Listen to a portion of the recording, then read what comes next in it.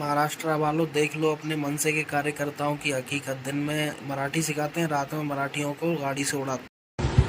मी राजश्री मोरे. अरे राजश्री मोरे तू कोण आहेस बाई? अरे मी नाही रे, मी एक बिचारी काम करणारी मुलगी आहे. मी अरे कोण तर आहे? माझा बाप ना बँडचं महाराष्ट्र राज्य उपाध्यक्ष आहे. तुझा बाप महाराष्ट्राचा अध्यक्ष आहे. हा कोण? मनसेवाले. हा. अच्छा, आणि तू दारू पिऊन माझ्या गाडीवर चढणार, गाडी अरे ठोकणार. काय बँडचं तू पैसे घे. अच्छा, तू मला शिव्या देतोयस. हा, दे शिव्या, दे शिव्या मला.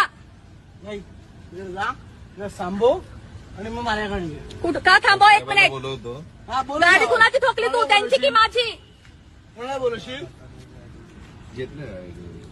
कोणाला बोलवशील? हॅलो, साहेबांना पाठव ना. हे बघा, हे हा राहील, पिऊन आहे ना, हे बघा दारू पिऊन आहे ना यांची हा राहील. हा मला शिव्या देतोय.